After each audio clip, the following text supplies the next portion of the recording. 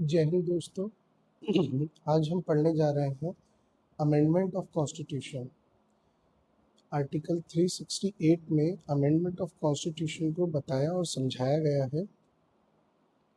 इस आर्टिकल के वजह से सरकार और न्यायपालिका के बीच में कई सारे मतभेद और कानूनी लड़ाइयाँ रही हैं और आर्टिकल 368 को समझने के लिए एक पूरी बैटल ऑफ केस लॉज है। बैटल ऑफ केस लॉज से मतलब पहले एक केस हुआ, फिर दूसरा, फिर तीसरा, फिर चौथा, इस तरीके से कई सारे केस लॉज आए जिनके माध्यम से किसी अमेंडमेंट को वैलिड करार दिया गया, किसी को अनकॉन्स्टिट्यूशनल करार दिया गया।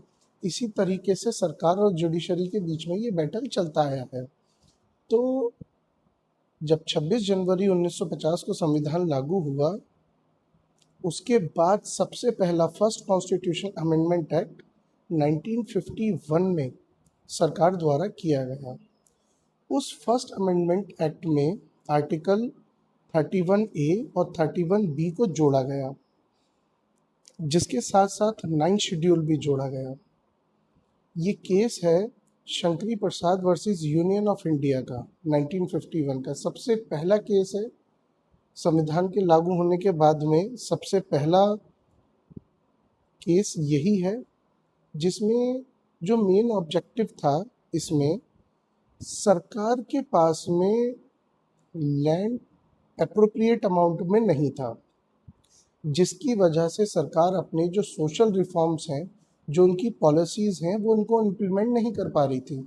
मतलब कि समाज के सुधार के लिए जो भी नीतियां बना रही थी सरकार, वो उसको लागू नहीं कर पा रही थी, जिसकी वजह से लोगों के लिए वो कुछ भी बेहतर नहीं सोच पा रही थी, ना ही बेहतर कुछ कर पा रही थी। तो इस केस लॉ में शंकरी प्रसाद में आर्टिकल 31A, 31B और 9 शेड्यूल को चैलेंज किया गया। ठीक है, चैलेंज करने का मेन मोटिव ये था कि सरकार ज़मींदारी सिस्टम को एबॉलिश करना चाहती थी, पूरी तरह से ख़त्म करना चाहती थी। ज़मींदारी सिस्टम एक मेजर इशू इसलिए बना हुआ था क्योंकि भारत में बहुत सारे लोगों के पास में एक ह्यूज अमाउंट ऑफ लैंड था जो उन लोगों ने एक्वायर्ड कर रखा था, और उनके पास बहुत पुराने समय से वो लैंड चली आ रही थी। किसी के पास 500 एकड़ था, किसी के पास 1000 एकड़, किसी के पास 1500 एकड़। तो इस तरीके से लोगों ने ज़मीन एक्वायर्ड कर रखी थी, जिसकी वजह से सरकार को सड़कें बनाने में परेशानियां हो रही थी, फ्लाईओवर बनाने में परेशानियां हो रही थी, और भी बहुत सारी चीज़ें हैं, एयरपोर्ट है, कोई भी चीज़ है, उसको बनाने में उसके सामने बहुत सारे इश्यूज आ रहे थे।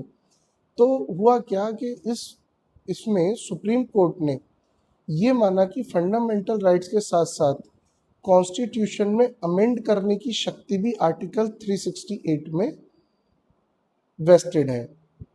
ठीक है, आर्टिकल 31A और 31B के साथ जो 9 शेड्यूल ऐड किया गया था, उसमें सरकार ने एक बड़ी ही अमेजिंग चीज़ ऐड की थी, 9 शेड्यूल, जिसमें सरकार ने ये कहा था कि सरकार द्वारा जो भी कानून बनाया जाएगा और उसे बनाने के बाद में शेड्यूल 9 में डाल दिया जाएगा, तो उसको हाई कोर्ट और सुप्रीम कोर्ट में चैलेंज नहीं किया जा सकता, जो कि एक बहुत ही मेजर इशू हो जाता लोगों के लिए, क्योंकि इस तरह से तो वो कोई भी कानून बना लेते। और इसमें सुप्रीम कोर्ट ने ये भी माना, क्योंकि देखिए जो फंडामेंटल राइट्स हैं, मौलिक अधिकार हैं, वो अनुच्छेद 12 से अनुच्छेद 35 तक दिए गए हैं, और हम क्या देख रहे हैं, आर्टिकल 31A और 31B को संशोधन के माध्यम से संविधान में जोड़ दिया गया। तो ये आज तो फंडामेंटल राइट्स की कैटेगरी में रहे हैं, है ना। तो सुप्रीम कोर्ट ने ये माना कि हाँ, अगर संशोधन के माध्यम से सरकार चाहे तो फंडामेंटल राइट्स को भी अमेंड कर सकती है, और सरकार अगर चाहे तो संविधान में दिए गए अनुच्छेद 12 से 35 तक जो भी मौलिक अधिकार हैं उनको कम कर सकती है या छीन सकती है। तो आज के केस लॉ में यही मेजर फैक्ट्स थे जो समझने बहुत ही इम्पॉर्टेंट थे, और आपके किसी भी जुडिशरी एग्ज़ाम के लिए या कोई भी ऐसा एग्ज़ाम जो कि पॉलिटी या कॉन्स्टिट्यूशन से रिलेवेंट है, उसमें आपको ये बहुत सहायता करेगा। Thank you. Subscribe and follow.